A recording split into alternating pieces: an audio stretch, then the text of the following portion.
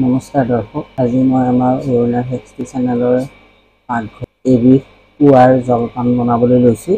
জলপানবিধ তৈয়াৰ কৰিবলৈ লৈছোঁ মিলেট বা কণী ধানৰ চাউলৰ পৰা। তাৰ কাৰণে মই লৈছোঁ এইখিনি মিলেট তিয়াই লৈছোঁ, আম লৈছোঁ, ঘি, কাজু কিচমিচ, চেৰি আৰু মুগা চেনি আছে অলপ আৰু গাখীৰ। এতিয়া প্ৰথমতে মই গেছটো জ্বলাই তাতে পাত্ৰটো উঠাই ল'ম। জলপানবিধ প্ৰস্তুত কৰিবলৈ লোৱা পাত্ৰটো গৰম হ'বলৈ দিছোঁ। এই মিলেট বা কণী ধানৰ চাউলখিনি মই প্ৰায় 7 ঘণ্টামান তিয়াই ৰাখিছোঁ। ধুই চাফা কৰি তিয়াই ৰাখিছোঁ। এই জলপানবিধ খুব স্বাস্থ্যসন্মত আৰু যিকোনো বয়সৰ মানুহে ইয়াক খাব পাৰে। এতিয়া মই বাচনটোতে 1 চামুচ ঘি দিম। ঘিৰ ওপৰতে থেতেলিয়াই লোৱা এইকেইটা ইলাচি ঘিৰ ওপৰতে দি দিম, কাৰণ কেতিয়াবা মিলেটৰ গোন্ধটো কিছুমান মানুহে ভাল নাপায়। ইলাচিটো মই গোন্ধৰ কাৰণে দিছোঁ। এতিয়া তাতে মই দিম পানীৰে সৈতে মিলেট ডাঙৰ চামুচখনেৰে 3 চামুচ। এই বস্তুটো ফুলি যায়, অলপতে বহুত হয়, সেইকাৰণে খুব বেছি দিব নালাগে। মই 3 চামুচে দিছোঁ। মিলেটত তিয়াই থোৱা পানীখিনি পেলাই দিব নালাগে, সেই পানীখিনি বহুত কামত আহে। সেই পানীখিনি ইয়াতে দি দিব লাগে। জুইটো কমাই দি এইখিনি অকণ অকণকৈ গাখীৰ ঢালি সিজাই থাকিব লাগে এইদৰে। গাখীৰ নিদিলে আপোনালোকে সুদা পানী দিও বনাব পাৰে, পানী দিলেও বেয়া নহয় খাবলৈ। অলপ অলপ গাখীৰ দি মিলেটখিনি গৰম কৰি থাকিব লাগে। আৰু সেই সময়তে মই এতিয়া আম 2টা লৈছোঁ, সৰু সৰু চাইজৰ কাৰণে 2টা আম লৈছোঁ।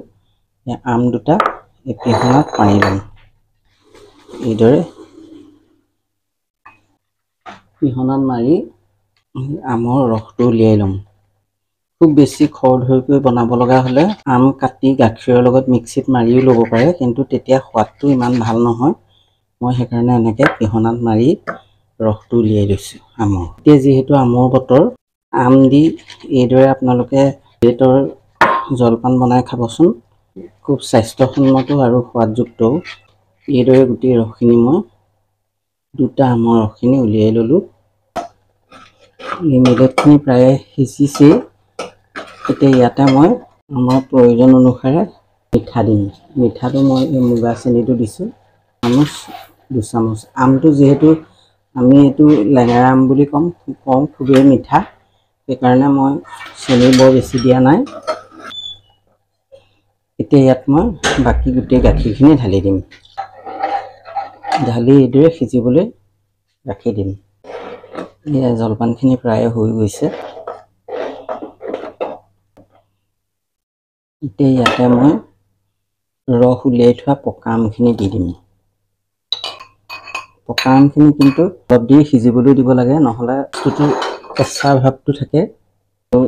এইটো জলপান যিহেতু ফ্ৰিজত থৈ 2-3 দিনলৈ খাব পাৰে। আমটো ভালকৈ ইয়াতে যদি নিসিজে তেতিয়াহ'লে সেইটো কেঁচা হৈ থাকে আৰু খাবলৈ ভাল নহয়। এইদৰে লৰাই থাকিব লাগে। মিলেটৰ এই জলপানটো বনাবলৈ তেনেই সহজ। আপোনালোকে আম নাথাকিলেও কেতিয়াবা কল বা অন্যান্য ফল-মূল যি আপোনালোকৰ পচন্দ হয় তেনেকৈ দি খাই চাব পাৰে।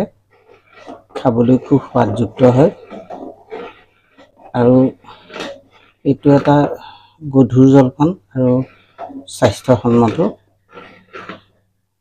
প্ৰেছাৰ, চুগাৰ, কলেষ্ট্ৰল থকা সকলো লোকে ইয়াক খাব পাৰে।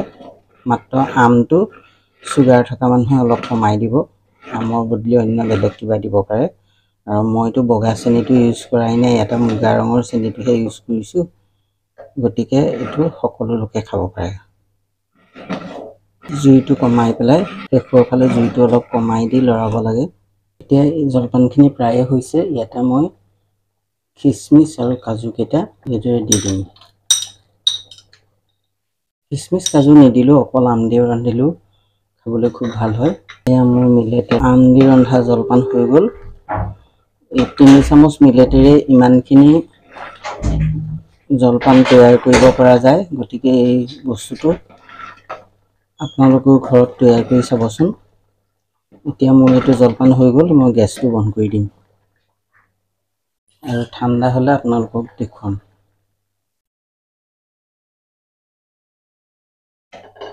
মিলেটৰ জলপান ঠাণ্ডা হ'ল। এতিয়া আমি এইদৰে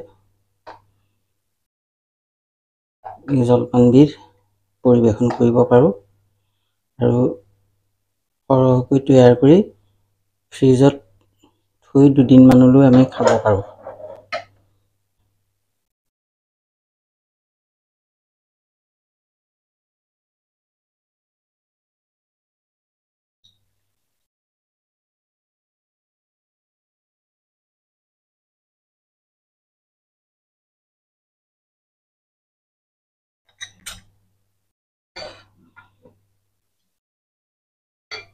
দৰ্শক, এয়া আমাৰ আম দি তৈয়াৰ কৰা মিলেটৰ জলপান।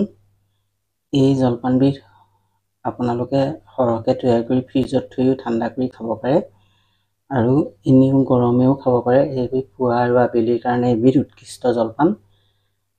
দৰ্শক, আপোনালোকে এনেকুৱা ধৰণৰ ৰন্ধন প্ৰকৰণবিলাক পাই থাকিবৰ কাৰণে আমাৰ অৰুণা ভেক্সটি চেনেলটো যাতে ছাবস্ক্ৰাইব কৰি থয়। ধন্যবাদ।